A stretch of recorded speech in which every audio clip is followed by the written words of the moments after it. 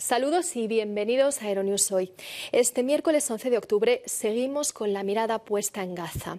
El ejército de Israel bombardeó esta madrugada casi un centenar de objetivos de Hamás en Gaza. Los muertos en Israel ascienden a más de 1.200 tras el ataque del grupo islamista, de acuerdo con cifras de los servicios de emergencias médicas israelíes. Palestina, por su parte, registra al menos 900 fallecidos. Mientras tanto, unas 100 familias de varias nacionalidades están pendientes de localizar a sus seres queridos secuestrados en Gaza por Hamás. Varias organizaciones internacionales reclaman asistencia humanitaria en la franja, donde viven más de 2 millones de personas. Mientras tanto, en el oeste de Afganistán, un nuevo terremoto ha dejado medio centenar de heridos. El seísmo de magnitud 6.3 sigue a otro temblor que tuvo lugar durante el fin de semana y en el que murieron al menos 2.400 personas. También les hablaremos sobre la visita del presidente ucraniano Zelensky a la sede de la OTAN en Bruselas, de la ausencia del gobierno sirio ante la Corte Internacional de Justicia de la ONU y de la dimisión de la cúpula militar polaca a pocos días de las elecciones. Son algunos de los temas del día. Vamos con los titulares. Israel ha realizado durante la madrugada de este miércoles casi un centenar de ataques aéreos contra objetivos en el centro de Gaza. Unas 100 familias de varias nacionalidades están pendientes de localizar a sus familiares secuestrados en Gaza. Movilizaciones en varios países protestan contra la acción militar de Israel en Gaza o contra los ataques de Hamás a Israel. Zelensky insiste en la sede de la OTAN en pedir sistemas antimisiles y cazas F-16 para repeler la invasión de Rusia. Robert Fico logra un acuerdo para un gobierno de coalición con la Voz y el Partido Nacionalista Prorruso SNS en Eslovaquia. Ascienden a más de 1.200 los muertos en Israel por el ataque de Hamás. Los heridos superan los 2.900. Son cifras difundidas por medios locales israelíes citando a los servicios de emergencias médicas. El Ministerio de Sanidad palestino registra hasta el momento al menos 900 muertos por los bombardeos del ejército de Israel y más de 4.500 heridos. Varias ONGs internacionales exigieron este martes el respeto a los civiles, al tiempo que reclamaron la asistencia humanitaria en la franja de Gaza. Los hospitales no pueden prestar ayuda suficiente por saturación de los servicios de urgencia y falta de suministros. Con alimentos, agua y combustibles bloqueados, varios de los aliados de Israel subrayan que no se puede justificar el castigo colectivo a más de 2 millones de personas, la gran mayoría de los cuales son civiles inocentes. Según fuentes de Gaza, los bombardeos israelíes de la noche del martes habrían provocado 30 muertes. Israel ha realizado durante la madrugada de este miércoles casi un centenar de ataques aéreos contra objetivos en el centro de Gaza. El objetivo del primer ministro de Israel, Benjamin Netanyahu, de formar un gobierno de concentración se encuentra con la condición previa de la oposición de que prescinda de varios de sus ministros de la extrema derecha religiosa. Tropas israelíes entraron el martes en el kibutz de Kfar Aza, una de las comunidades más próximas a Gaza de tan solo 800 habitantes. Han informado de un número indeterminado de muertos, incluidos niños. Israel baraja la opción de invadir Gaza como ya hicieron en 2014. Mientras, en el norte, los israelíes han atacado 2 puestos de observación de Hezbollah en respuesta a los lanzamientos de cohetes desde el interior del Líbano. A unas 100 familias israelíes les han dicho que sus seres queridos están ahora en Gaza después de haber sido secuestrados por el grupo islamista Hamás. Su destino está en el aire. Los ataques aéreos israelíes han arrasado varios enteros en Gaza, intensas oleadas cada 4 horas que han reducido bloques de pisos a escombros. Entre los rehenes los hay de varias nacionalidades. En la familia de Lior vieron a su gente en un vídeo. No puedo pensar demasiado porque me rompería en pedazos. Quiero a mi madre, quiero a mi hermana, a mis sobrinas, las quiero aquí. No entiendo cómo pudo ocurrir esta pesadilla. Ethan, un niño francés de 12 años, estaba con su hermana en su casa a unos cientos de metros de Gaza el sábado pasado. Fueron secuestrados junto con su madre por miembros de Hamás en 2 motocicletas diferentes. La hermana y la madre de Ethan lograron escapar, pero el niño sigue desaparecido y probablemente haya sido llevado a Gaza. La moto con su madre se detuvo y la de Eitan siguió. Desde ese momento no sabemos nada. Ese fue el último contacto visual que su madre tuvo con Eitan. Estaba en el pijama y así se los llevaron. Las familias de varios rehenes estadounidenses e israelíes piden ayuda a ambos gobiernos. Mi madre es un ser humano excepcional. Pasó la mayor parte de su vida adulta como enfermera en la comunidad y luego como comadrona en un hospital. Cuando entraba en una sala de partos, veía a un ser humano ante ella, no a una religión o a una raza.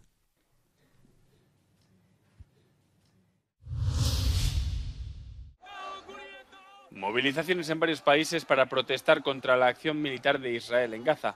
En Bangladesh, los manifestantes portaban pancartas anti-israelíes condenando los bombardeos y el bloqueo de la franja de Gaza controlada por Hamás desde 2007.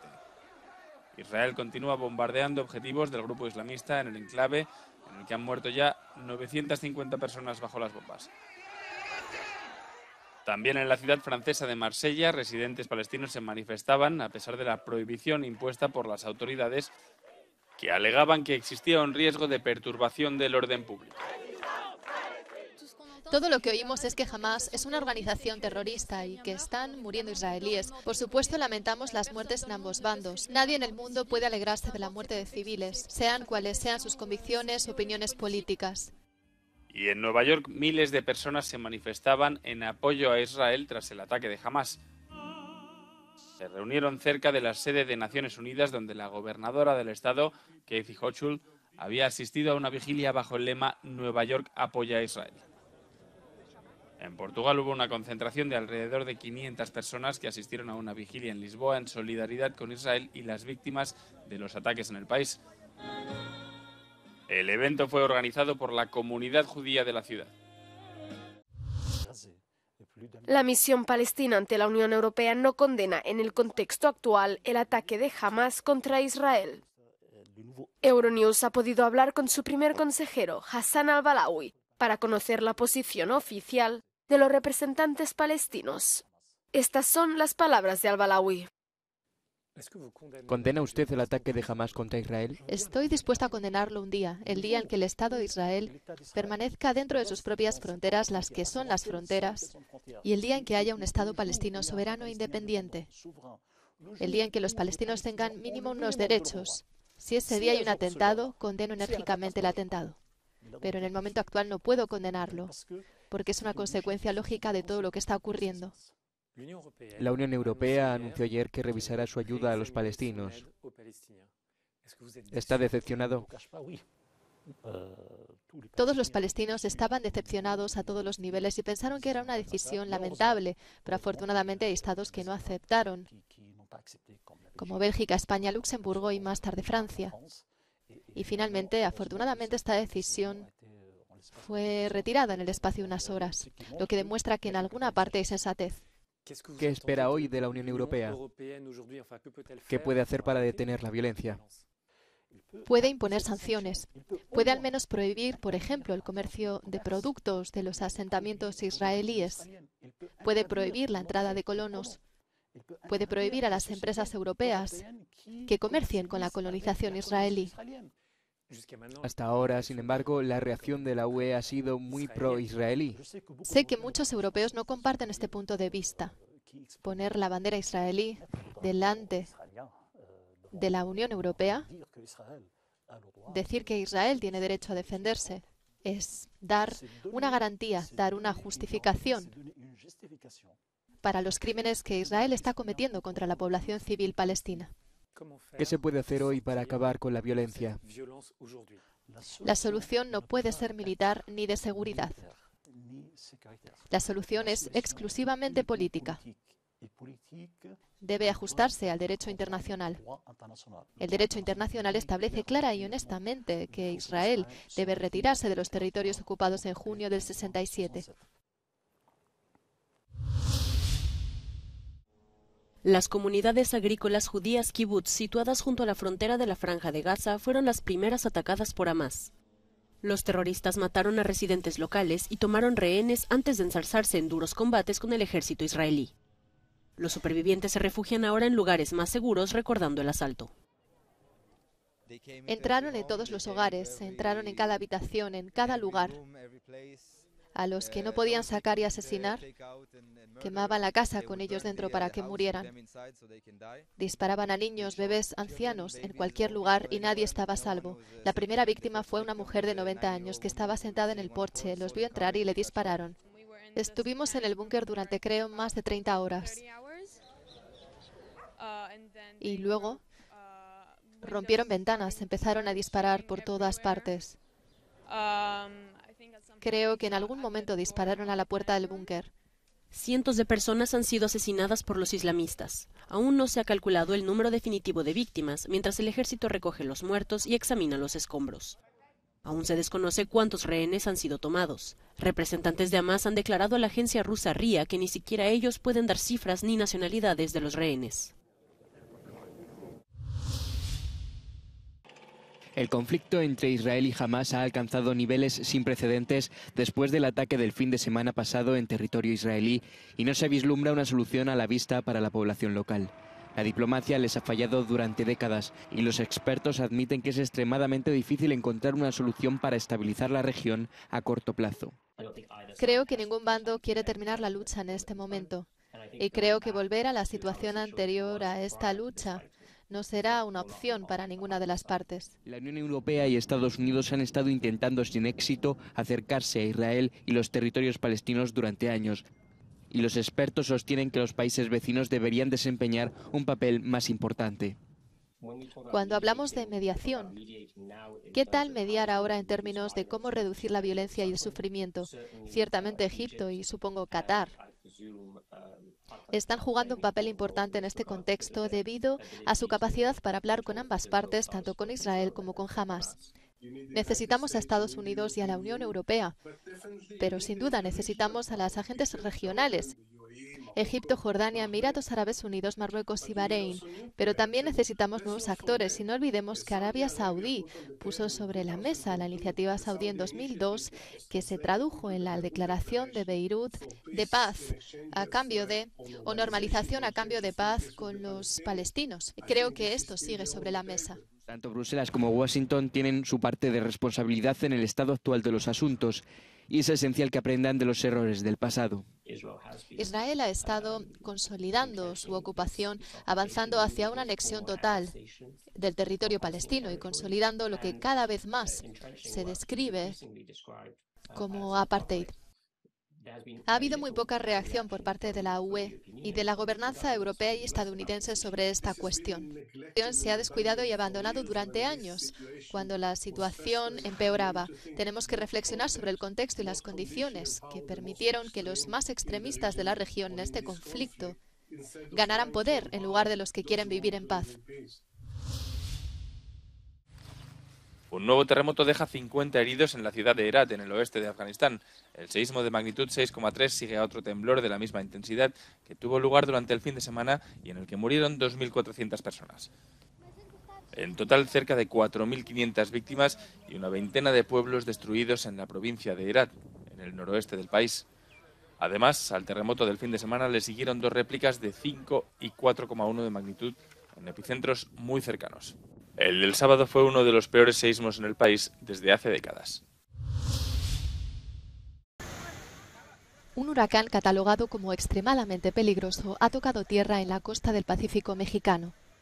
Lidia golpeó México como un huracán de categoría 4, adentrándose en la localidad de Las Peñitas, en el estado de Jalisco, junto a la frontera con Nayarit, justo antes de las 6 de la tarde, hora local, con vientos de hasta 220 kilómetros por hora.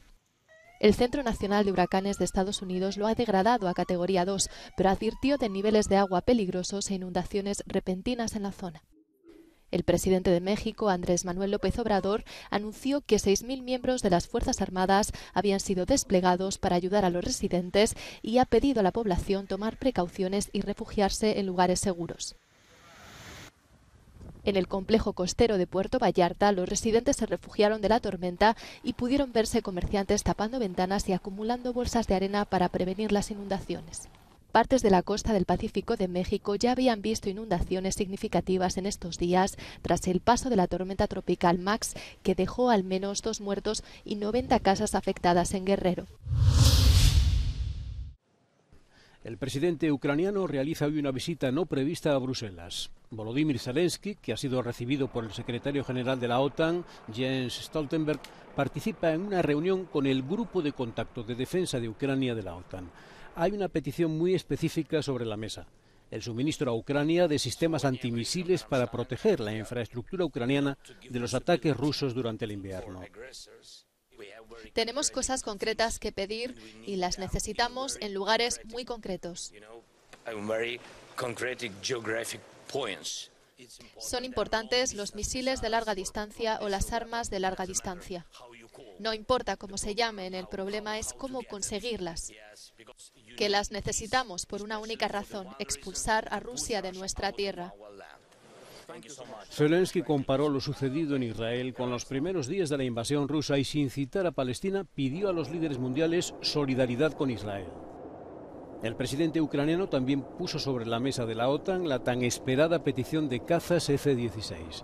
3 países europeos ya se han comprometido a entregar 60 dispositivos, la mitad de lo que Ucrania considera necesario. Tras recibir el mandato de la presidenta de Eslovaquia para formar gobierno, Robert Fico ha alcanzado un acuerdo de coalición con el partido de centro-izquierda La Voz y el bloque nacionalista prorruso. De esta forma, el socialdemócrata populista Robert Fico volvería a ser primer ministro y se reeditaría la coalición que gobernó entre 2016 y 2020 en el país. Fico ha prometido acabar con el apoyo militar a Ucrania y reprimir la inmigración irregular. La oposición de Eslovaquia progresista, que quedó segunda en la votación, teme que el país tome un nuevo camino por el que se acerque a Moscú. El gobierno sirio no se presentó este martes ante la Corte Internacional de Justicia de la ONU, donde Canadá y los Países Bajos denuncian que el régimen de Al-Assad ha violado la Convención contra la Tortura. Las circunstancias que han llevado a Canadá y a Países Bajos ante el tribunal por la tortura y otros tratos o penas crueles o degradantes de decenas de miles de personas en Siria son poco menos que trágicas. Los 2 países pidieron medidas preliminares contra el cese inmediato del uso de la tortura y la revelación de los lugares donde se mantiene a los detenidos. Lo que importa no es si se presentaron o no. Lo que importa es que las pruebas se presentaron ante una audiencia pública. Una serie de pruebas de todo tipo de tortura, violencia sexual, violación y la desaparición forzada que ha tenido lugar desde al menos 2011. Y el mundo entero se ha enterado de que eso estaba ocurriendo y sigue ocurriendo. Decenas de sirios protestaron frente al tribunal, también Wafa, cuyo padre desapareció hace 10 años. Siendo realistas, no creo que este caso ayude a liberar a nadie, pero espero que al menos ayude, tal vez a detener la tortura y el maltrato al que cientos de miles de detenidos están expuestos a diario. Se trata de la primera vez que Siria tiene que rendir cuentas ante un tribunal internacional. Mucha gente aquí hoy esperaba que este caso volviera a poner de relieve los crímenes cometidos por Siria, en un momento en que el presidente Bashar al-Assad está reapareciendo de nuevo en la escena mundial. Siria se reincorporó a la Liga Árabe a principios de este año. También ha sido invitada a la COP23 a finales de este año. Sin embargo, el momento lo es todo y hubo muy poca atención de los medios de comunicación aquí hoy, ya que el caso ha sido eclipsado por los sucesos en el país vecino. This is Fernand Van Tetz, reporting for Euronews, The Hague. El Ministerio de Defensa polaco se enfrenta a su peor crisis en muchos años. El jefe del Estado Mayor del Ejército y el jefe de operaciones del Ejército han renunciado sin explicación y solo 5 días antes de la celebración de las elecciones legislativas en este país de la UE, vecino de Ucrania. Como explicó el jefe de la Oficina de Seguridad Nacional, ambas solicitudes han sido aceptadas y el presidente ya ha decidido nombrar a sus sustitutos. Según la prensa local, los 2 oficiales habían estado en el cargo durante 5 años y se habían opuesto a los intentos de involucrar al ejército en la campaña electoral. La oposición ha pedido la renuncia del ministro de Defensa, quien la primavera pasada tuvo una refriega con los altos mandos del ejército sobre la caída de los restos de un misil ruso en el noroeste del país. La zona euro crecerá este año menos de lo previsto inicialmente, durante un discurso en el marco de la Asamblea Anual del Fondo Monetario Internacional y el Banco Mundial, celebrada en Marrakech. El economista jefe del Fondo Monetario Internacional ha rebajado el crecimiento esperado de la eurozona para este año al 0,7% y al 1,2% en 2024. Un recorte de 2 y 3 décimas respecto al pasado mes de junio. Como siempre, el contexto explica muchas cosas. Lo que estamos viendo en la zona euro es que se establecieron muchas ayudas durante la pandemia y la crisis energética. En la crisis los precios han ido bajando, la pandemia ha quedado atrás, así que muchas de esas ayudas se están retirando y como resultado la política fiscal se está volviendo más neutral o incluso un poco contractiva. En Europa, la economía alemana sufrirá este año una contracción del 0,5%, 2 décimas más que en junio. Y fuera de las fronteras de la UE, la preocupación se vuelve hacia China y su estabilidad financiera debido a la crisis inmobiliaria. Se calcula que hay más de 100 millones de viviendas vacías. Una fuga que llevó al cierre del gasoducto Balticconnector de Estonia a Finlandia este fin de semana probablemente fue causada por un elemento externo.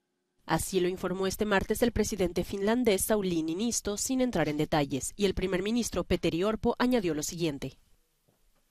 La información de que la Guardia de Fronteras y la Guardia Costera han encontrado la fuga se recibió esta mañana.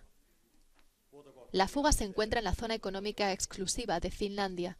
Según una evaluación preliminar, el daño descubierto no puede haber sido causado por el uso normal de la tubería o por fluctuaciones de presión. Es probable que los daños sean el resultado de una actividad externa.